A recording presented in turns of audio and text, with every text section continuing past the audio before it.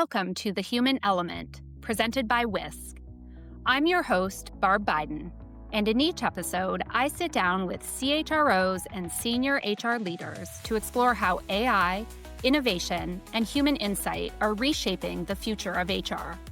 We'll explore how technology is reshaping leadership, strategy, and the role of HR by sharing candid stories, practical ideas, and strategic perspectives to help you shape the future. The Human Element is brought to you by Whisk, the leader in agentic HR and creator of Harper, the world's first AI HR generalist. Learn how Harper can resolve up to 80% of routine HR tasks autonomously. Learn more about Whisk at whisk.com. Welcome to The Human Element. Today, I am joined by Elizabeth Mattila, who is the CHRO of Environmental Defense Fund. I am so excited to have Elizabeth join me today. Elizabeth is navigating AI as well as other people issues inside an organization where mission and human trust are completely non-negotiable. And thank you for joining me today, Elizabeth. Thank you, Barb. I'm happy to be here. I am looking forward to talking. I would love to start actually somewhere that I know is very personal. When did AI first crop up in your world as an HR leader? So not just the buzzwords and the hype, but actually a moment where you recall thinking, wow, this is actually going to change things for me and for my team. It was probably about at least 2 years ago, if not more, but a good 2 years ago when one of our HR assistants had said to me, "Oh, you've got to check out this thing called ChatGPT." And I had never heard of it at the time. And she showed me on her screen, she's just ask it anything. And I was like, okay. And then, it spits back an answer to you and it's, whoa, this is crazy. We had never seen anything like that before.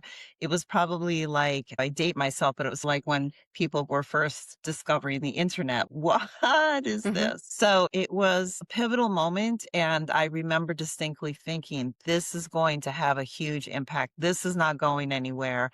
And it's just going to get bigger and bigger. And it was surprising, exciting, a little daunting, all at once.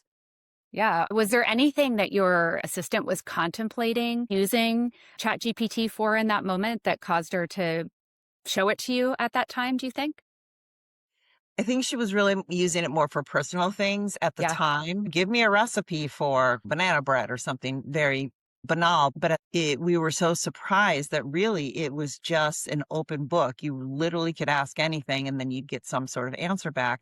And so she just thought, I got to show you this crazy thing.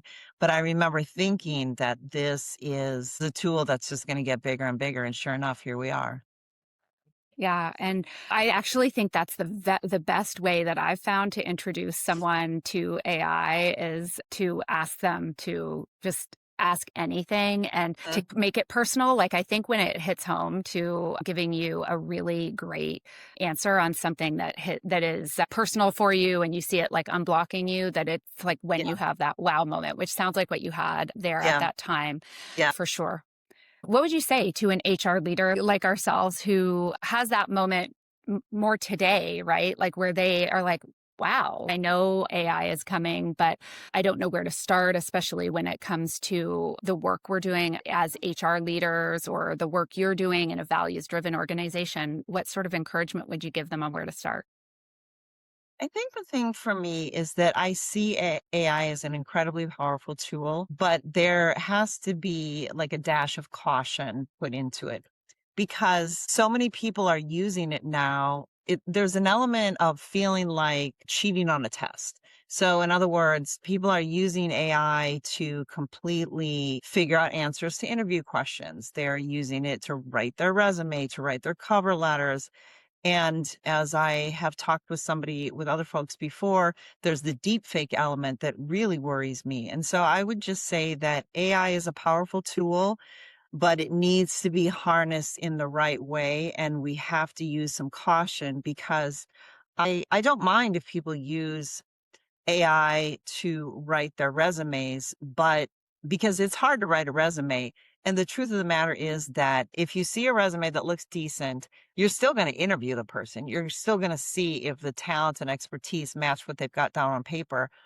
So I don't mind that per se, but I do feel like I don't want people using AI for absolutely everything, like doing their work, like writing papers or submitting information, work information that they're supposed to be doing for us, and really they're not doing a thing. It's all AI. So that's something that that does come to my mind. But in general, I feel like it's a powerful tool. We just have to figure out the right way to use it. Could not agree more. I am coming back to your mention of deepfakes because this is something that 100% keeps me up at night too. Deepfake in the context of AI and hiring especially is something that we are starting to see more and more Yeah. of candidates like showing up as someone they're not. Like you just said, AI generated responses, like AI resume, AI responses, like you're almost like interviewing the AI. How worried do you think HR leaders should be about this right now? And how have you offset this worry? I'm worried. I'm worried because of the fact that from what I've heard, people are using AI and deepfakes to pretend that they're someone they're not, to get hired, to get access to employment data, and then to steal it.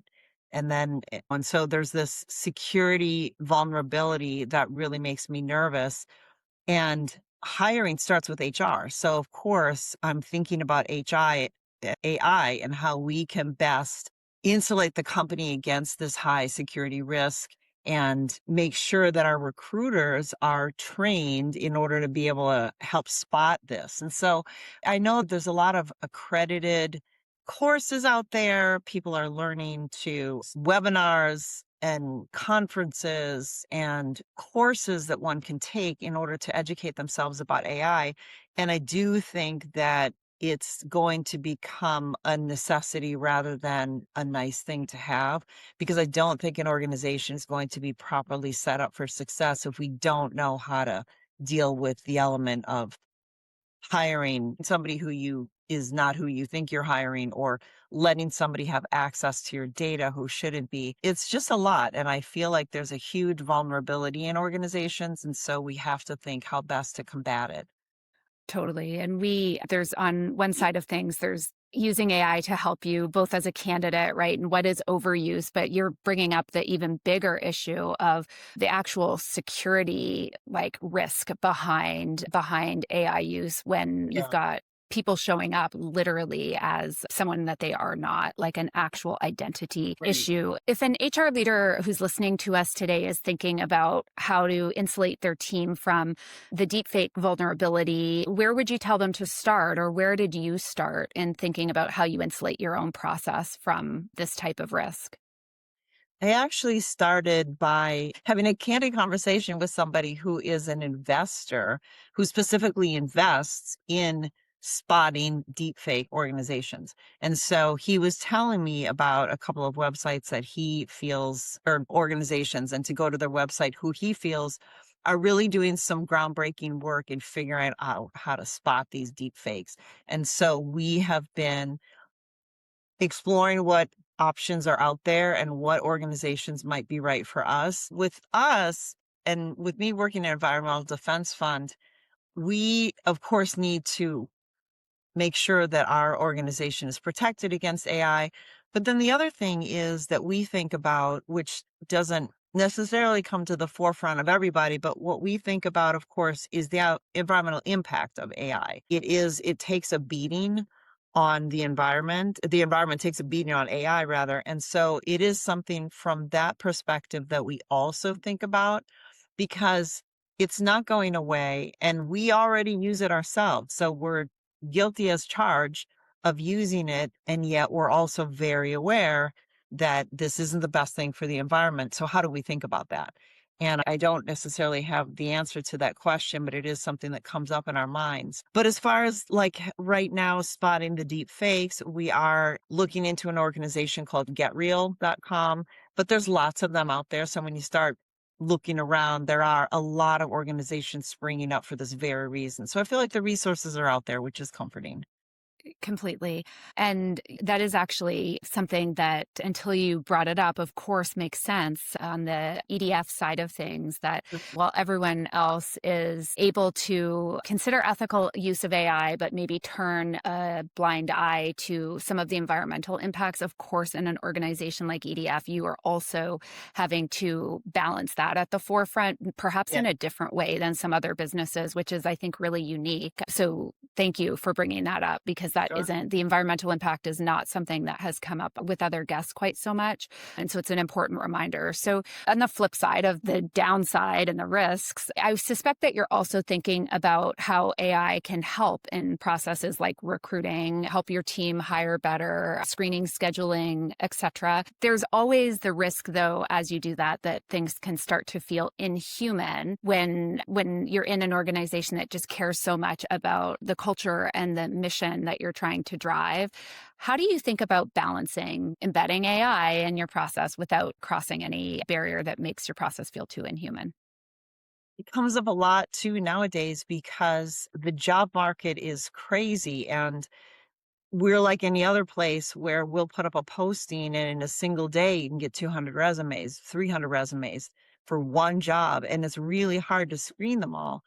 I think AI, of course, it's an exciting tool to use to help with that because there is always the element of people throwing their resume to anything and seeing what sticks, which I get it. Everybody's trying to do the best for themselves, and you never know. But at the same time, it makes it challenging to find the candidates who are really appropriate for any given opportunity, separate the wheat from the chaff, as they say. Hmm. For us, the AI can be an incredibly important tool. We are looking into that, but to be honest, we haven't yet really incorporated it in a wide way because we still are bringing that human element to recruitment, and our recruiters are still reading through all these resumes. It's a quick scan. It's not they're literally reading through everything, but they're scanning them very closely. I think ultimately, when we are considering what might work best for our organization, we are going to have to eventually figure out how we can incorporate AI into the resume scanning process in such a way that we can input the keywords and have AI do all the things that it does, but then also still have the opportunity for us to do the personal review as much as we possibly can. So for us, that's the way that we're thinking about it at the moment. Yeah. So sounds would be willing to use it for some level of speed and increase through in speed through the process and efficiency on Yeah. screening of Yeah. resumes. But so that's one place that it's okay to use. What is the piece of the recruiting process that you see absolutely needing to stay human no matter what? To me, the interview process is a must. Like I've been in situations, it's not so much AI, but it's common where you apply for a role and it's okay, record a video and answer these questions, and nobody's actually asking you anything. It's answer these 5 questions and then you just record yourself. That just feels very cold, and I want people to be able to have a conversation. I want to be able to, you can sense somebody's excitement or their hesitation or their whatever it is. Like you can add follow up questions and build upon something that they might have said that you want to probe more. And I feel like doing the immediate screening with not having an interview, but just looking at their pre recorded video, which is an awkward environment anyway, I'm not loving that. I know that some organizations use it, and if that works for them, that's great. There's no everybody needs to do what is best for them. But for me, I don't love that. I find it just like awkward, not particularly useful tool to have someone pre-record a video to start the interview process. Yeah, I actually agree with you. And I'm a deep user of AI in a lot of places and feel like the human decision-making process, both directions around recruiting, Sure. so deeply human. And Yeah. I do see a lot of companies using video interviewing, especially in the student and intern recruiting process because it's a Yeah. super high volume process. I Yeah. happen to have a college aged son who I don't think has done a single live first interview. Everything is recorded and then AI pre-screened in order to get to the human interview. I see places where it can help you scan a more broad audience, but beyond that, the decision to change jobs is so deeply human. That conversation really feels critically important. What is any other area of we could say your recruiting process or other places within your HR team where you think, with what I know about AI, it could have a big impact on this particular thing, but you haven't seen it quite able to do that yet, but like maybe an area you're hopeful for a bit more AI intervention to help you out? I think there's probably a lot of areas where it can be super helpful. I will say that a lot of organizations, us included, people get really bogged down in the tactical and you feel like you are chained to your inbox. And so is there a way that AI can help like filter out emails or even respond to emails that you want to not ignore, but you don't necessarily need to write a response to every single thing that you get? I feel like it's a small thing, but I feel like that would work. I know that we have also used it when we have worked on a particular project and we've got a lot of notes and a lot of content from like workshops or something that we've run, and we want to prepare an executive summary. And AI has actually been super helpful for that, because taking all this content and then putting it together in a cohesive way and preparing a high level executive summary for our senior leadership, that has been a way that we've used it. And I found it incredibly helpful because it's really, and of course you can go and tweak it and change words or whatever you need to do so that it comes in your voice. But having AI take the first initial pass at that, I think is incredibly helpful. And also just being able to communicate and pass along information in a smart, efficient way and a more quick way, also really helpful. I agree. And as I'm listening to you, Elizabeth, I keep coming back to how balanced your point of view here is. Hear you talking about these two things that are happening at once, where Yeah. AI is becoming a good tool, but at the same time that it is something that we need to have some protections around, right? And have some care and concern around. And it's a hard position to be in, right? On one hand, you want to run forward. On the other hand, like, you have some viable concerns. How are you holding on to both of those notions at the same time and not letting one win out over the other, not being too cautious and not running too fast in a forward direction? I think that the useful ability of AI to help with our everyday work is something that we want to lean into, but being careful to not have it like basically do your entire job for you. And I think another area where AI has been helpful for us is in monitoring legal framework around employment law and legal requirements, because a lot of times there will be legal changes or obligations that we need to adhere to, and AI can help make sense of what exactly do we have to do. So if there's something that is required and a state passes a new law and we have to make sure that we're adhering to it, but you read the legalese and it can sometimes be a little bit daunting, AI can help summarize for you and like really help us so that we adhere to what we need to do and we're not forgetting about things. So I think that's also been very helpful for us. We operate in a lot of different states, and different states have different laws. And so that's been helpful for us too. So I think it's more just balancing where it can be really useful, but not letting it take over your entire job. That makes sense. What is something that you would want one of our peers listening to us in this conversation that you would want them to walk away with and maybe try this week? Not a strategy, but maybe some real action that they could take. I think that there isn't AI is moving very quickly, but that doesn't mean that you have to like fully incorporate everything AI this minute. And so I would say take your time, do the research. What works for one organization isn't necessarily going to work for another one. If you work for a bank versus you work for an insurance company or tech or healthcare, you may be using it in a very different way. And so take the time to do the research and do what feels right for your particular organization. You don't have to incorporate everything at this second. And so that is one thing that I would say. And then the other one is that I feel like getting an education in AI is really important. There's a whole lot of courses out there. I was literally just looking into it yesterday. And I think that it's hard to make decisions feeling like you're running blind. And having that education is going to be really helpful for all of us. And so those are the two pieces of suggestions, hopefully helpful, that I would recommend from where I sit. Completely. The curiosity side, like staying curious right now at the Yeah. stage we're at, is Yeah.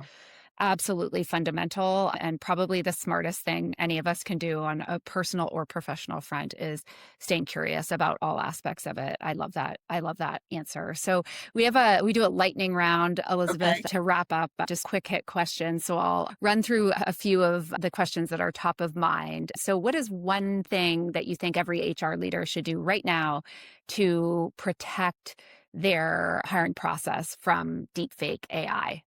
Do some research and figure out organizations that might be a helpful partner. What do you think the biggest misconception that folks have about AI in recruiting? Something that you just maybe are hearing people continue to say, but that you don't really feel is completely true.